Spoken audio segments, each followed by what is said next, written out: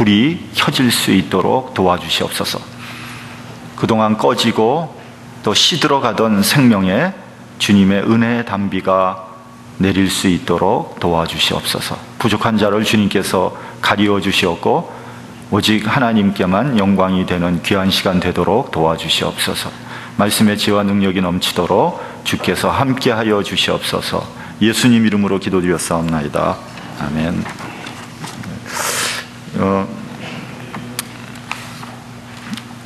생명의 삶에 나오는 예화입니다.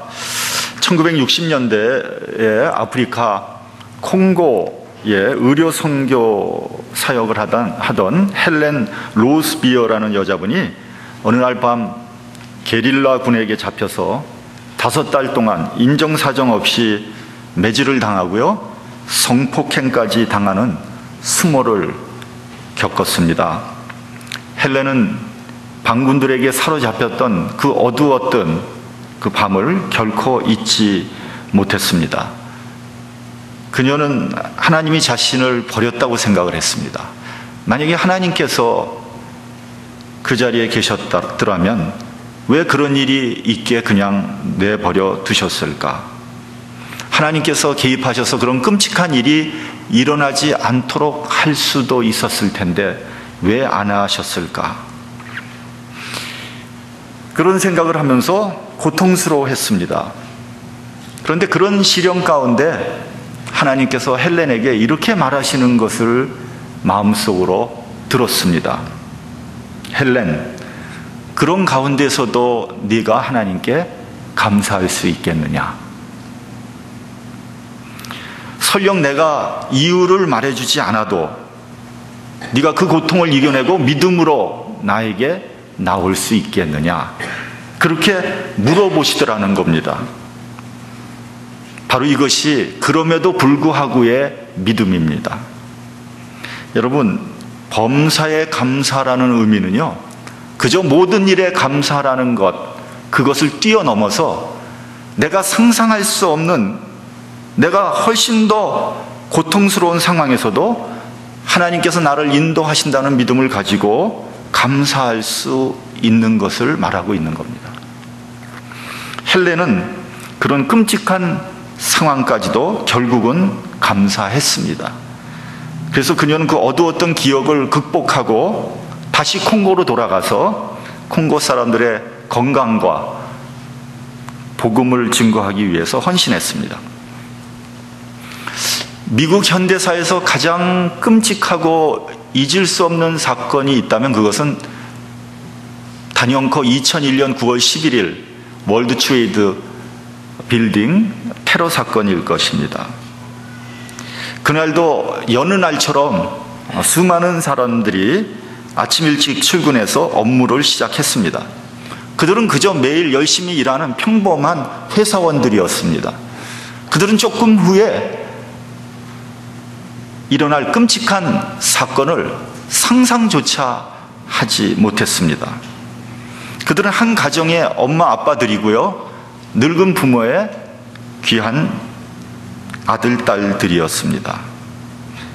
그들은 아메리카 항공사의 여객기가 자기가 근무하는 그 빌딩을 향해 날아오고 있다는 사실을 전혀 생각할 수 없었죠. 잠시 후에 예상치 못한 충격적인 사태가 벌어졌습니다. 여객기가 빌딩과 부딪힌 겁니다. 빌딩 안은 순식간에 3,000도가 넘는 용광로로 변해버리고 말았습니다. 불과 18분 후에 이번에는 유나이티드 항공사의 여객기가 사우스 타워와 충돌했습니다. 이 테러로, 이 재난으로 무고한 5,000명이 넘는 시민들이 형체도 없이 연기와 같이 사라졌습니다. 여러분, 이 숫자는 1941년 12월 7일 일본이 진주만을 폭격해서 죽은 사람들의 숫자보다 훨씬 더 많은 숫자입니다. 미국 본토를 테러한 초유의 사건입니다. 이렇게 끔찍한 재난을 보고 뉴욕 시민들은 넋을 잃고 말았고요, 세계의 모든 사람들은 경악하고 분노했습니다. 도대체 이런 일이 왜 일어난 것일까? 그때 죽은 사람들은 도대체 왜 죽은 것일까? 하나님이 계시다면 그런 부당한 사건을 왜 미리 막지 않으신 것일까? 그들이 무슨 죄를 지은 것일까? 남은 가족들의 슬픔과 그 상실감을 누가 어떻게 치유할 것인가? 이해할 수 없는 질문이 꼬리에 꼬리를 물고 이어지고요. 이에 대해서 아무도 속 시원한 대답을 할 수 없었습니다. 여러분, 여기서요, 우리 주변에 생기는 불행한 사건과 부당한 사건을 좀 구분해야 됩니다. 여러분, 우리 주변에 생기는 그 여러 가지 고난과 고통이 불행한 사건인데, 불행한 사건은 어느 정도 이해할 수 있습니다. 근데 부당한 사건은 받아들이기가 어려운 거예요. 예를 한번 들어보면, 내가 군인으로서 전쟁에 나갑니다. 전쟁에 나갔는데 그만 불행하게도 전사를 당합니다. 그럼 그 가족들이 참 고통스러운 상황이죠. 참 힘든 일이죠. 그러나 받아들일 수는 있는 겁니다. 왜냐하면 전쟁을 각오하고, 죽음을 각오하고 그 전쟁에 나갔기 때문에 누군가는 죽을 거 아닙니까? 받아들여야죠. 그런데 조금 아까 말한 콩고의 여자 선교사의 사건이나 혹은 월드 트레이드 사건, 그 테러 때 죽은 사람들은 이거는 부당한 사건이에요. 내가 왜 죽었는지, 우리 아들, 우리 딸이, 우리 엄마, 아빠가 왜 죽었는지, 뭐 때문에 죽었는지를 도무지 이해할 수가 없는 거죠. 그런데 이것은 받아들이기가 쉽지가 않습니다. 여러분, 나의 잘못이나 내 죄 때문에 생긴 불행한 사건은 회개함으로써 그 고통에서 벗어날 수 있는 겁니다. 그러나 아무런 이유도 없이, 동기도 없이 당하는 불행은 감당이 안 되는 거죠. 그런데 문제는 뭐냐면요, 우리가 사는 이 삶 속에, 우리 주변에 그런 부당한 사건들이 적지 않이 일어나고 있다는 겁니다. 내가 이해할 수 없는 그런 사건들이 적지 않이 일어나고 있다는 거죠. 하나님이 계시다면 왜 그런 사건이 존재할 수 있는가 하는 물음이 우리 마음속에 항상 일어나고 있는 거죠. 오늘 우리는 욥에 대해서 생각을 해보려고 합니다. 여러분, 욥이 당한 불행은 바로 이러한 부당한 사건입니다. 이 세상에 욥이 당한 그런 부당한, 그런 불행과 같은 일을 당한 사람이 얼마나 될까? 아마 거의 없을 겁니다. 차라리 죽는 게 낫지. 아마 예수님을 빼고서는 인간이 당한 불행 중에 가장 지독한, 회복하기 어려운 그런 불행일 것입니다. 욥의 고난은요, 논리적으로, 이성적으로 해석되지가 않습니다. 부당한 그런 일이었습니다. 왜냐하면 이것은 전혀 욥의 잘못이 아니기 때문에. 그는 영문도 모르고 당한 재난입니다. 이해할 수가 없어요. 하나님께서 계시다면 왜 이런 사건이 일어나야만 하는 것일까? 왜 하나님은 막지 않으신 것일까? 아무리 물어봐도 하나님께서는 응답하시지 않으셨습니다. 그래서 더 고통스러운 겁니다. 그러므로 여러분, 어떤 종류의 고통이 있다고 할지라도, 어떤 종류의 불행이 있다고 할지라도, 그런 사람들이 만약에 욥기를 자세히 본다면 위로받을 수 있습니다. 왜냐하면 그 모든 불행이 욥기 안에 다 들어가 있기 때문에 그렇습니다. 실제로 고난을 당한 수많은 사람들이 그런 욥기를 보고 위로를 받았습니다. 그런 면에서 여러분, 욥기는 굉장히 어렵습니다. 왜냐하면 이 사건 자체가 이해가 되지 않기 때문에 그렇습니다. 수많은 인생의 희로애락을 겪고요, 산전수전, 공준전까지 겪은 사람 정도 돼야지 조금 이해가 될까? 그 정도로 욥기는 어렵습니다. 제가 38살에 뒤늦게 신학교를 갔거든요. 들어가서 처음 들은 과목이 바로 이 욥기였습니다. 신학교 들어가기 전부터 욥기를 읽어보고 욥기에 대해서 좀 알고 싶고 관심이 있었고 좀 배우고 싶었는데 딱 들어가서 이렇게 보니까 세계적인 구약학자, 노 교수님이 욥기를 강의한다고 딱 그 시간표에 나와 있더라고요. 겁도 없이 수강 신청을 했습니다. 신학교 첫 학기 38살 애송이가 인생의 수많은 고난과 상처와 아픔과 슬픔을 이해하고 소화시키기에는 너무 버거웠던 겁니다. 파이널 페이퍼 40페이지짜리를 쓰는데 진도가 나가질 않는 거예요. 왜냐하면 페이퍼를 쓰려면 논리적으로 써야 되잖아요. 근데 이해가 안 가니까 40페이지를 쓰는데 너무너무 힘들어서 야, 이거 신학교를 이렇게 힘들면 신학교 그만둬야 되지 않겠나 하는 생각이 들 정도로 그렇게 힘이 들었습니다. 그러니까 욥기를 제대로 이해할 수 없었던 거죠. 지금도 그 마찬가지입니다만, 우리 본문 3절을 한번 같이 봉독하겠습니다. 본문 3절.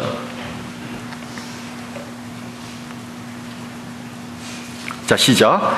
여호와께서 사단에게 이르시되 내가 내 종 욥을 유의하여 보았느냐? 그와 같이 순전하고 정직하여 하나님을 경외하며 악에서 떠난 자가 세상에 없느니라. 내가 나를 격동하여 까닭없이 그를 치게 하였어도 그가 오히려 자기의 순전을 굳게 지켰느니라. 예, 이거 1장에도 나오는 동일한 말씀인데 욥은 순전하고 정직하고 하나님을 경외하고 악에서 떠난 자라고 그랬습니다. 그러니까 욥은 굉장히 인격적인 사람이었고요, 굉장히 신앙적인 사람이었습니다. 그리고 동방에서 제일 가는 부자였습니다. 부인이 있었고요, 10명의 자녀가 있었고요, 수많은 종이 있었고 수많은 가축이 있었습니다. 그러니까 정말 욥은 풍성한 축복을 받은 행복한 사람이었죠.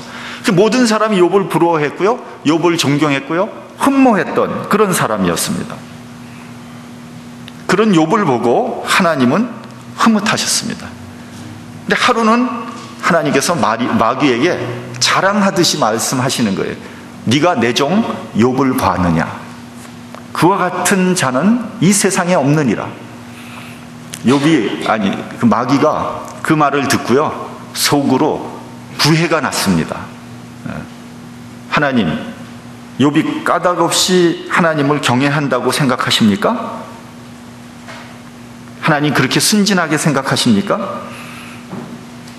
하나님께서 욥에게 복을 내려주시고 그 모든 그 많은 소유물을 가질 수 있도록 해줬기 때문에 욥이 하나님께 충성하는 거 아니겠습니까?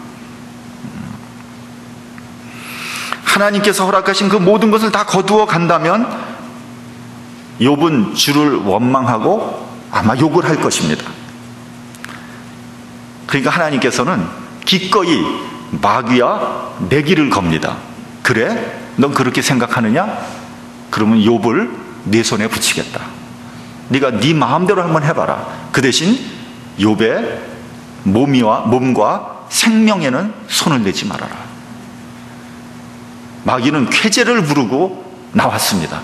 그러고 이제 욥을 치기 시작하는데 마귀가 한번 손을 대면요, 인정사정 보지 않습니다. 정말 무자비하게 욥을 핍박합니다. 모든 가축을 다 죽이고요, 종들도 다 죽여버립니다. 그리고 그의 10자녀도 한꺼번에 불시에 죽여버리고 맙니다. 그러니까 욥은 순식간에, 한순간에 그 모든 것을 다 잃어버리고 말았습니다. 아무런 이유도 없어요. 아무리 생각해봐도 왜 그렇게 됐는지 모르겠습니다. 욥은 잘못한 것이 하나도 없습니다. 여러분, 그런 상황에서 견딜 수 있는 사람이 몇이나 되겠습니까? 그 많은 재산, 명성, 존경, 흠모받던 인격, 그리고 그 다복한 가정 모조리 다 무너지고 말았습니다. 차라리 없는 사람들 같으면 망하면 어차피 없으니까 그렇게 생각할지 모르지만, 정말 존경받던 인물이 정말 엄청난 부자가 망해서 거지가 되고 비천하게 된다면 그 자괴감과 그 모멸감은 뭐 몇 배 더한 거죠. 아마 그 정도 되면 대부분 사람들이 아마 자포자기하고 자살을 생각을 할 것입니다. 하나님께 불평하고 원망을 할 것입니다. 마귀는 기대를 하면서 초조하게 기다립니다. 과연 욥이 뭐라 그럴까? 불평과 저주와 원망을 쏟아놓겠지. 하나님께서도 초조하게 욥의 입을 응시하고 계셨을지도 모릅니다. 그런데 욥의 입에서 뜻밖의 말이 튀어나오죠. 욥이 일어나서 자기의 겉옷을 찢고 머리털을 밀고 땅에 엎드려 경배하면서 뭐라 그러냐면, 내가 모태로부터 적신으로 나왔으니 적신으로 돌아갈 것이다. 주신 자도 여호와시고 취하신 자도 여호와시니 하나님의 이름에 영광을 돌릴 것이다.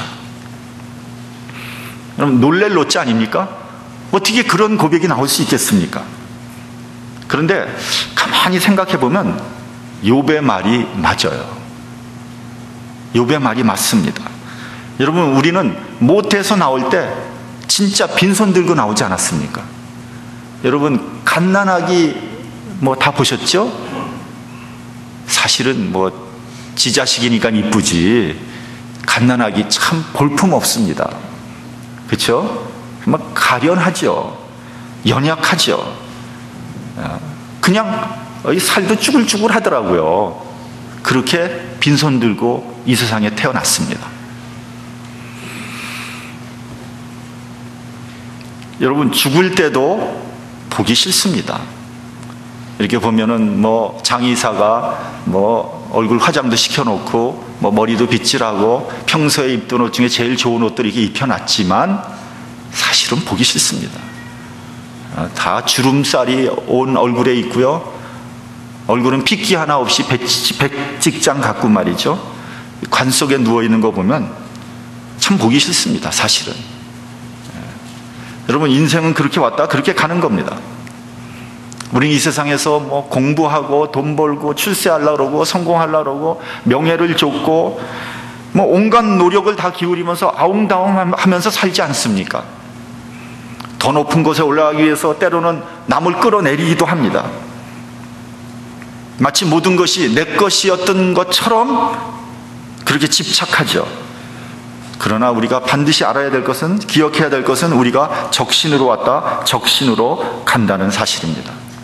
심지어는 내 자녀들조차도, 심지어는 내 육신조차도 내 것이 아니죠. 이 세상에 내 것은 아무것도 없습니다. 그러면 이것이 다 누구 겁니까? 조물주 하나님의 것이죠. 하나님의 것이니까 하나님께서 도로 가져가신다고 한들 거기에 대해서 할 말 없죠. 우린 잠시 이 세상에 살면서 그 모든 것을 잠시 빌려 쓰는 청지기에 불과한 것입니다. 여러분, 이것은 진리 중에 진리입니다. 그렇기 때문에 여러분, 하찮은 것 가지고 목숨 걸지 마세요. 별 볼 일 없는 것 가지고 남 못할 짓 하지 마십시오. 장례식에 쓰는 수의는요, 주머니 없다고 합니다. 주머니가. 그게 무슨 말입니까? 가져갈 수 없다는 겁니다. 알렉산더 대왕의 유명한 일화가 있지 않습니까? 대왕이 죽기 전에 이렇게 유언을 합니다. 내 관에다가 양옆에 구멍을 뚫고 내 손을 내놓게 하라. 신하가 묻습니다. 그게 무슨 뜻입니까? 이 세상에 가장 넓은 땅을 정복한 위대한 대왕 알렉산더도 빈손으로 간다는 것을 알게 하려고 하는 것이다. 욥기 1장 22절을 보면 욥이 범죄하지도 않았고요, 하나님을 향하여 어리석게 원망하지도 않았습니다. 이 모습을 보고 하나님께서 얼마나 기뻐하셨을까, 얼마나 흐뭇하게 생각하셨을까. 반면에 마귀는 얼마나 당황했을까. 그의 예상이 보기 좋게 빗나갔죠. 근데 이 마귀란 놈은요, 뻔뻔하게도 다시 하나님 앞에 어슬렁거리고 나타납니다. 하나님께서 또 자랑스럽게 욥을 또 자랑하는 거예요. 내 종 욥을 보았느냐? 그를 까닭없이 치게 하였어도 그는 그의 믿음을 순전하게 굳게 지켰느니라. 마귀가 약이 바짝 오르지 않습니까? 마귀가 하나님의 말씀에 전혀 동의하지 않습니다. 무슨 말씀입니까? 하나님, 우리 본문 4절을 한번 좀 보도록 하겠습니다. 본문 4절. 시작. 사단이 여호와께 대답하여 가로되 가죽으로 가죽을 바꾸오니 사람이 그 모든 소유물로 자기의 생명을 바꾸올지라. 여러분, 이게 무슨 말이냐면, 가죽으로 가죽을 바꾼다는 말은 쉽게 얘기하면 욥이 아직도 건강하지 않습니까? 이겁니다. 욥이 건강을 유지하는 한 욥은 다시 옛날의 영화를 다시 되찾을 수 있을 것입니다. 이런 말하고 같은 말입니다. 사람은요, 자기가 가지고 있는 모든 소유물과 자기의 생명을 바꿀 수 있습니다. 우리 흔히 그러지 않습니까? 내가 죽을 병이 걸렸는데 의사한테 선생님, 만약에 고쳐주시면, 만약에 당신이 내 병을 고쳐주시면 내 소유의 절반을 드리겠습니다. 그렇게 얘기할 수 있는 거 아닙니까? 아니면 내 소유물 다 드리겠습니다. 남은 고쳐주세요. 내 생명과 내 소유물을 바꿀 수 있다는 거죠. 그래서 여러분, 재산도 중요하고 성공, 명예 뭐 다 중요하지만 사실은 건강이 제일 중요한 겁니다.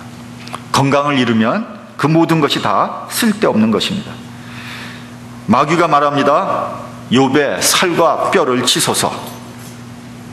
그러면 욥은 정령 주를 대면하고 욕을 할 것입니다. 그렇게 대답을 합니다. 그래? 하나님이 또 사단의 손에 욥을 맡깁니다. 그럼 네 맘대로 한번 해봐라.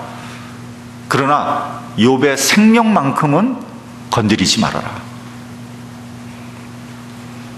자, 하나님 앞에 물러나온 마귀는 욥을 치는데 이번에는 정말 결정타를 날리겠다 생각하고 7절을 보면 욥의 발바닥에서 정수리까지 악창이 나게 합니다. 이 악창이라는 게 뭔지는 잘 모르겠습니다만 아마 참 아주 악성 피부병과 같은 그런 것일 겁니다. 얼마나 가려운지 욥이 제 위에 앉아서 기와 조각으로 그의 몸을 사정없이 긁어댑니다. 그러니까 몸을 긁어대니까 온몸이 부어오르는 거예요. 나중에 얼굴까지 부어오릅니다.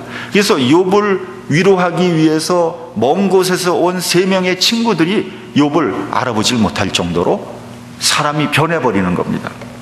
욥기 7장 5절을 보면 그 종양이 터져서 고름이 나오고요, 그 상처에는 구더기가 끓었다, 그렇게 되어 있습니다. 여러분, 사람 몸에 난 구더기 보신 적 있어요? 살아있는 사람 몸에? 저는 봤습니다. 그럴 수 있더라고요. 저는 봤습니다. 선교 가서 봤습니다. 살아있는 몸에. 그러니까 여러분, 몸이 만신창이가 된 것입니다. 그러니까 몸에서 또 얼마나 냄새가 나겠습니까? 유명한 설교가면서 저술가인 워렌 웨어스비라는 목사님이 계십니다. 그분이 욥의 상황을 현대적으로 한번 재해석을 해봤습니다. 욥은 아마 쓰레기 더미에 내몰린 것 같습니다. 그것은 도시에서 추방된 사람들이 살면서 행인들에게 구걸을 하는 곳입니다. 그 쓰레기 더미에 쌓여 있는 곳에는 개들이 먹을 것을 놓고 다투고 있는 그런 곳입니다. 그리고 도시의 오물들이 그곳에서 소각되었습니다. 그 도시에서 가장 존경받던 욥이 이제는 비참한 가난 속에서 수치스러운 삶을 살고 있는 거죠. 그에게 마지막 남은 것이 있다면 아내와 아마 3 친구들 뿐일지도 모릅니다. 그런데 그들조차도 그에게 등을 돌렸습니다. 우리 본문 9절을 같이 봉독하겠습니다. 본문 9절. 자, 시작. 그 아내가 그에게 이르되 당신이 그래도 자기의 순전을 굳게 지키느뇨 하나님을 욕하고 죽으라. 드디어 욥의 아내가 독설을 퍼붓습니다. 당신이 그래도 자기의 순전함을 지키고 있겠는가? 차라리 하나님을 욕하고 죽으라. 여러분, 이 욥의 아내를 어떻게 생각하십니까? 나쁜 여자라고 생각하십니까? 싸가지가 없다고 생각하십니까? 인정머리 없는 여자라고 생각하십니까? 어떻게 생각하십니까? 저는 어떻게 생각하냐면요, 이 여자가 저는 이해가 가요. 너무나 인간적이라서 친근감이 느껴집니다. 저 같아도 그랬을 것 같아요. 욥은 말이죠, 너무 뛰어난 사람이라서 제가 감히 근접할 수 없는 사람인 거 아닙니까? 근데 욥의 부인만큼은 제가 충분히 이해할 수 있을 것 같아요. 여러분, 우리가 욥의 아내를 섣불리 비판해서는 안 됩니다. 왜냐하면 그녀는 그 순간까지 욥과 함께 했기 때문입니다. 그 모든 재산이 날아갈 때에도 그 아내는 그 자리에 있었습니다. 모든 종이 다 죽었을 때, 게다가 10명의 자녀가 불의의 사고로 일시에 다 죽었을 때도 그 자리에 있었습니다. 여러분, 욥의 아내는 오히려 욥보다 더 큰 상처를 받았고 더 큰 상실감에 시달렸을 것입니다. 예나 지금이나 남편들은요, 밖에나 돌아다니지 아내의 일이 무슨 일이 벌어지는지 잘 모르잖아요. 그러니까 여러분, 살림을 한 사람은 욥이 아니라 욥의 아내죠. 그러니 그 고통이 얼마나 더 컸겠습니까? 10명의 자식이 한꺼번에 죽었을 때 그 어머니가 느꼈던 그 비통한 심정을 뭐로 표현할 수 있겠습니까? 욥보다 더 큰 고통을 당한 거죠. 제가 이걸 보면서 제 생각을 한번 해봤습니다. 사실 저도 마찬가지거든요. 저 집이 어떻게 돌아가는지 사실 제가 잘 모릅니다. 어떻게 살고 있는지 제가 잘 몰라요. 이제 보면은 제처가 매일 컴퓨터, 인터넷을 통해서 은행 구자를 들여다보는 거예요. 매일. 그래서 제가, 아니 그건 뭐 매일 들여다본다고 무슨 뭐 밸런스가 변하냐? 왜 매일 들여다보는 건데? 그만했다가 제가 얼마나 야단을 맞았는지 모릅니다. 당신이 뭐 살림에 대해서 알기나 해요? 모르죠. 모르면 구구로 가만히나 있지. 얼마나 살기가 어려운데 당신한테 다 넘길 테니까 당신이 한번 해보세요. 머쓱해지잖아요. 그리고 경제적으로 제가 뭐 제 처한테 잘한 게 없으니까 할 말이 없는 거죠. 욥의 아내가 얼마나 속이 상했겠습니까? 둘째로, 여러분, 욥의 아내는 존귀한 자리에 있었던 사람입니다. 근데 하루아침에 그 자리에서 떨어져서 뭐 날개 없이 추락하고 말았죠. 사정없이 추락해서 웃음거리가 되고 말았습니다. 욥의 아내는 제가 보기에 뭐 교만한 사람도 아니고요, 뭐 그렇다 해서 뭐 나쁜 사람도 아닙니다. 그런데 사람들은 손가락질 했을 거예요. 그렇게 재고 다니더니 꼴 좋다. 내가 저렇게 될 줄 알았어. 사람들은 그러기 좋아하거든요. 한 번도 무시를 당해본 적이 없는 존귀한 귀부인이 천독꾸러기가 됐으니까 얼마나 자존심이 상하겠습니까? 사람이 다른 건 다 참아도 자존심이 뭉개지는 것은 참기가 어렵거든요. 여러분, 누구하고 얘기할 때도 그 사람 자존심을 건드리지 마십시오. 그 원수 되는 거거든요. 셋째로, 이 부인은 욥에 대한 존경심마저도 사라진 겁니다. 하나님께 그렇게 충성을 하고 하나님께 영광을 돌렸는데 그 결과는 비참한 파멸이었죠. 이제는 도무지 회복될 것 같지 않아 보입니다. 욥의 몰골을 보니까 저 사람이 과거에 욥, 내 남편 맞는가? 그 정도였어요. 그런데도 불구하고 믿음을 지키고 순전하게 하나님께 영광을 돌리니까, 여러분 가끔 그런 거 있죠. 너무 부인이나 남편이 믿음 좋으면 꼴보기 싫은 거 있죠.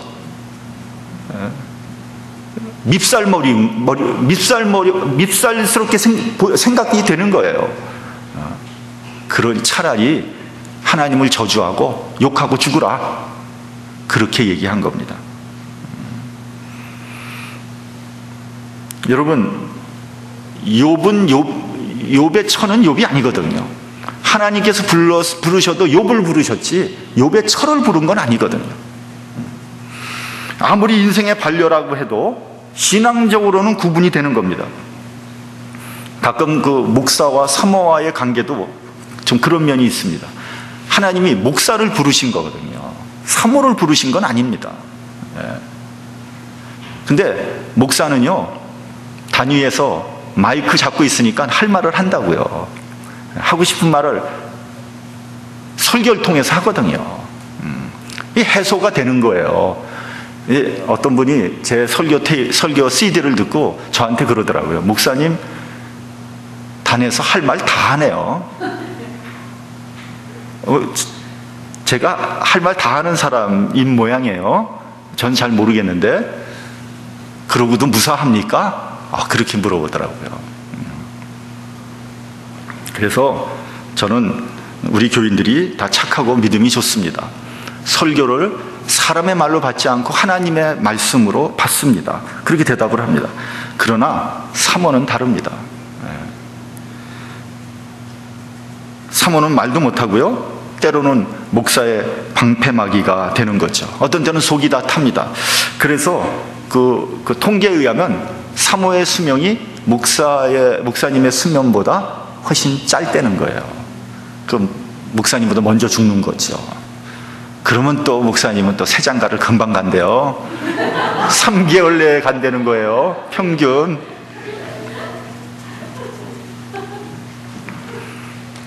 여러분, 욥의 아내를 이해한다고 해서 그녀가 옳다는 말은 아닙니다.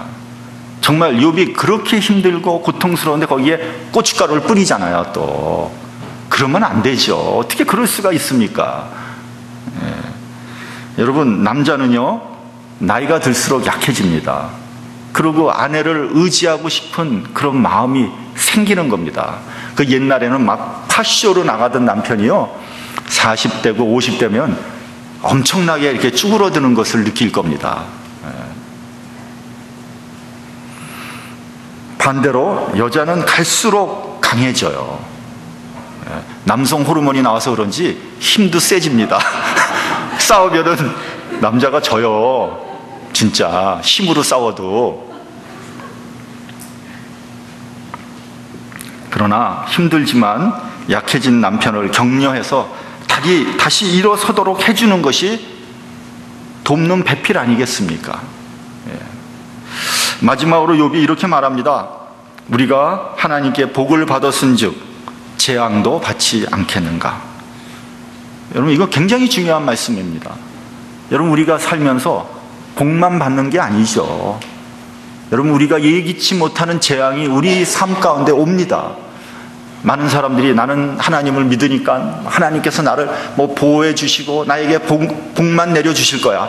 그 복만 찾아다니는데 천만의 말씀이요, 복만 오지 않습니다. 고난도 오고요, 재앙도 옵니다. 인생이란 게 그런 거예요. 여러분, 복만 받는 사람 여러분 있습니까? 여러분 주위에 아무리 복 받고 아무리 훌륭하고 아무리 흠모하는 여러분의 우상이 있다고 해도, 멘토가 있다고 해도 그 사람은 그 사람 나름대로 인생이 고단하고 험한 겁니다. 문제는 뭐냐? 그런 재앙 가운데, 그런 고난 가운데도 우리가 믿음을 잃지 않느냐 하는 겁니다. 그런 어려운 가운데서도 우리가 하나님께 순종하고 하나님께 감사하며 하나님께 영광을 돌릴 수 있겠느냐 하는 겁니다. 여러분 삶이 다 어려우시죠? 요즘같이 어려울 때 경제적으로 다 어렵고, 다 자녀들도 뜻대로 되지 않고요, 또 남편도 지 멋대로 하고요, 부인도 지 말 안 듣고, 삶이 결코 쉬운 것이 아닙니다. 그러나 그런 어려운 삶 속에서 우리가 어떻게 신앙생활을 유지하고 어떻게 하나님께 영광을 돌릴 수 있느냐 하는 겁니다. 여러분, 우리가 신앙생활하는 목적이 그런 어려움 속에서도 하나님께 순종하고 충성하기 위해서 아닙니까? 저와 여러분 어려움 속에서도 오직 하나님만 바라보고 그럼에도 불구하고 믿음을 지키는 저와 여러분이 되시기를 주님의 이름으로 축원합니다. 기도하겠습니다.